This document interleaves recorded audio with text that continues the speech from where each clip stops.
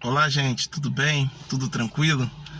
Então, meu nome é Clóvis, sou membro da primeira Igreja Batista de Figueira. Estou hoje como professor, um dos professores da EBD, né? E a gente vai estar tratando sobre coisas que dizem respeito ao reino de Deus, né? Hoje, em especial, a gente está usando a revista Palavra e Vida, né? A gente está estudando a lição 9, seja honesto, né? E a gente vai tratar sobre o não furtarás, né? E Êxodo 20:15 é o texto que expressa essa questão muito bem, que expressa o que a gente vai tratar aqui nesse momento. Tô aqui dentro do carro, aproveitando a oportunidade do almoço para poder falar com você a respeito dessas coisas. Isso é bom para você ver que em qualquer lugar a gente pode falar e aprender de Deus, não é verdade? Então, gente, eu separei aqui alguns trechos, né, dessa lição. A gente tem um tempo muito reduzido, né? Mas a gente vai tentar falar aqui o máximo que a gente puder sobre essa lição. Uma das coisas que eu separei aqui, ó, tá aqui, essa é a lição 9, né? Tá aqui. O primeiro relato da desonestidade da Bíblia aconteceu no Jardim do Éden. Nossos primeiros pais fundadores, pais, furtaram da árvore do conhecimento, ou seja, do bem e do mal. O fruto que lhes era proibido, desde então, o fruto que lhes era proibido. Desde então, a humanidade entrou em litígio. Se hoje a gente está vivendo tudo isso que a gente está vivendo, se hoje está acontecendo tudo isso que está acontecendo, é porque lá no comecinho, lá no início de tudo, a gente deu mole. Desculpa o linguajar chulo, né? Mas a grande verdade é essa. Mas por que deu mole? A gente pegou aquilo que não era para a gente pegar. A gente mexeu naquilo que não era para a gente mexer. E Deus foi muito incisivo na hora de dar a bronca, de castigar. Por quê? Porque ele já havia falado que não era para fazer. Meninos, meninas, homens, crianças, mulheres, quantas vezes Deus fala que não é para a gente botar a mão e a gente vai lá e coloca? Quantas vezes Deus fala que é para a gente não fazer e a gente vai lá e faz? Porque a gente quer agir nos nossos próprios princípios, no nosso próprio conhecimento, na nossa própria razão. E com isso, a gente vai perdendo a credibilidade que a gente conquistou com Deus.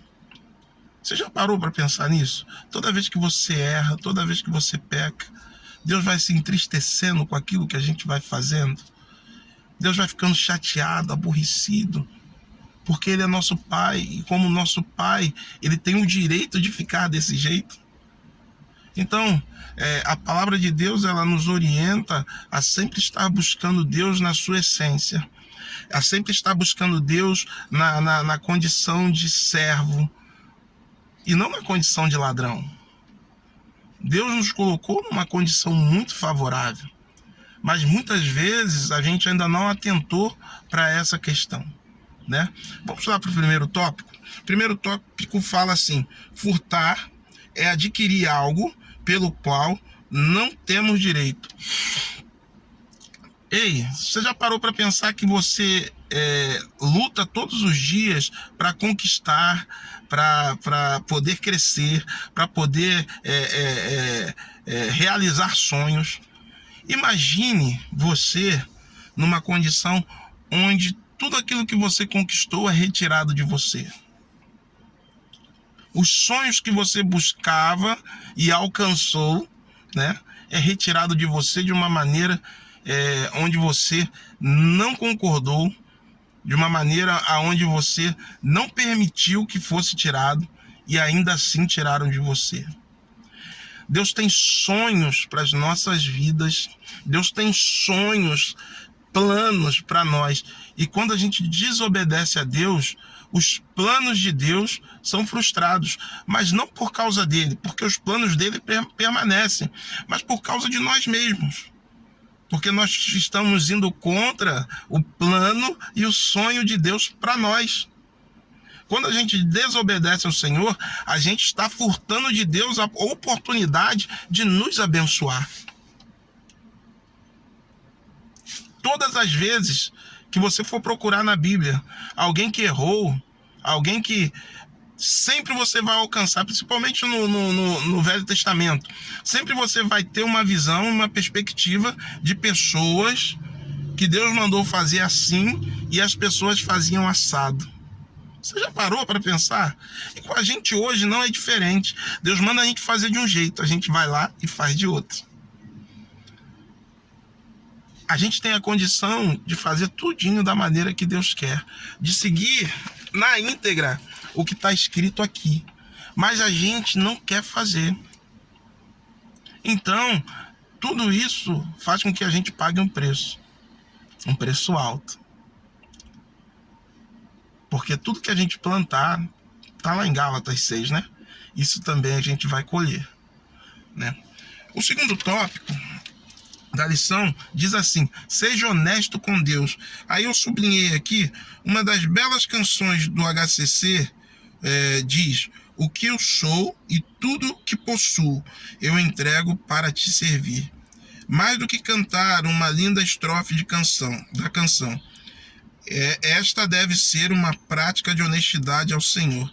A ausência de mordomia é equivalente ao roubo. Desculpe. Você tem a oportunidade de servir a Deus. Você é recheado de dons e talentos que Deus colocou em você. Mas os dons e talentos não são feitos somente para você. Os dons e talentos são feitos para você utilizar, para abençoar outras pessoas. Como está a sua vida em relação a isso? Quais são os seus dons e seus talentos? Você está colocando à disposição de Deus? E ou não? Deus tem toda a condição de fazer as coisas acontecerem, mas Ele vai colocar para você a condição de fazer isso. Porque isso não é impossível de se fazer. Fazer a obra de Deus é um legado que tem que ficar para a nossa vida. E a gente tem que levar com que isso aconteça na vida de outras pessoas. E como está a sua caminhada em relação a isso? Você está roubando de Deus? Ou você está abençoando a vida de pessoas com aquilo que Deus te deu? Seja cantar, seja varrer, seja fazer comida, seja pregar, seja ministrar, seja orar. Qual o dom que você tem e que você não está utilizando? Pense nessas coisas. O terceiro tópico fala sobre diversos tipos de furto. Aí eu sublinhei aqui alguma coisa aqui para a gente poder estar tratando. Ainda assim, existem alguns que insistem em furtar. Aliás, que fique claro, furtar é diferente de roubar, né?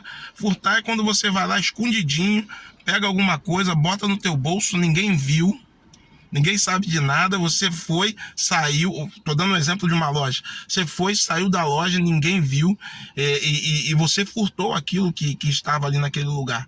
Agora, roubar é quando você tá andando com o celular na rua, falando com alguém e tal, e vai lá o ladrão e pega e fala, é um assalto.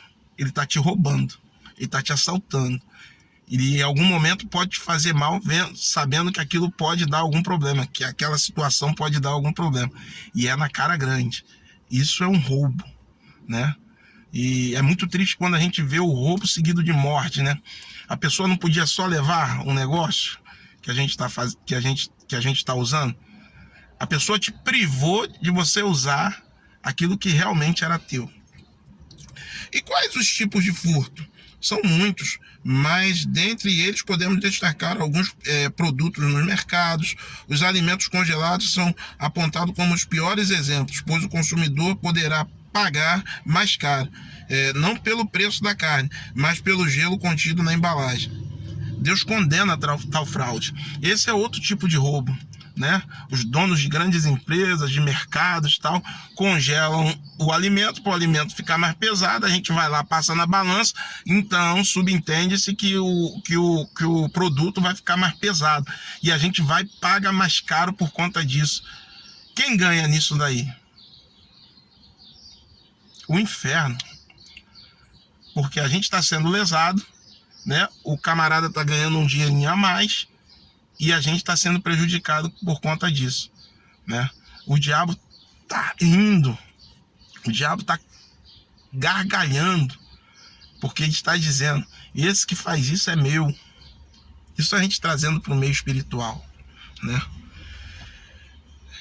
Mas vamos pensar e agir sobre algumas coisas. Mas antes eu queria deixar para você aqui que possamos ser honestos diante do Senhor nosso Deus. Que Deus nos ajude a não furtar nem o amor a alguém, quanto menos a confiança de quem nos ama. Para pensar e agir, como você entende a expressão achado não é roubado, à luz do 8º mandamento? Será que achado não é roubado? Será? Vale a pena eu pegar, rapaz, perder uma carteira com todos os seus documentos, eu pegar, tirar os valores que tem dentro da carteira, jogar no chão de novo a carteira e deixar lá, sabendo que pode ter o endereço da pessoa, pode ter algum documento muito importante, na verdade todos os documentos são importantes, e a gente não entregar? Porque existem casos de crianças nos primeiros anos do ensino fundamental que trazem para casa dentro da mochila alguns objetos como apontador, lápis e borracha que foram furtados do coleguinha. Tudo que a criança faz na escola é reflexo daquilo que ela vê em casa. É dura essa palavra, Clóvis? Mas é a verdade. A criança não aprende maus hábitos na escola porque ela já tem uma vivência dentro de casa. A má vivência dela vai de casa para a escola. Até porque o maior tempo que ela vive é dentro de casa, não é na escola. E o que a gente tem ensinado para os nossos filhos? Quando ele aparece com alguma coisa dentro de casa diferente, você deixa ele continuar com aquilo ou manda ele entregar de volta? A gente tem que ficar esperto, né, pais? Né, irmãos? Para fechar, como interpretamos a decisão do profeta Eliseu em não aceitar uma oferta pela cura do capitão Naamã? Bom, irmãos, eu interpreto da melhor maneira possível, porque Deus já tinha falado para aquele empregado não receber a oferta. E o que aconteceu com ele? Infelizmente pagou um preço alto, perdeu sua vida. Então, queridos, quando Deus falar com você, aceite aquilo que Deus está colocando para você, seja pela boca de um profeta, seja pela boca de um pastor, seja pela boca de um seminarista, seja pela boca da sua mãe, seja pela boca do seu pai, seja pela boca da pequena menina que aconselhou o profeta Naamã a procurar Eliseu. Eu quero dizer para você fazer o que Deus manda você fazer. E o resto, com certeza será acrescentado. Então, nesse dia, que Deus te abençoe. Que Ele venha sobre você com bênçãos sem medida. E que você seja alcançado pela misericórdia dEle. Não furtarás. Amém? Amém.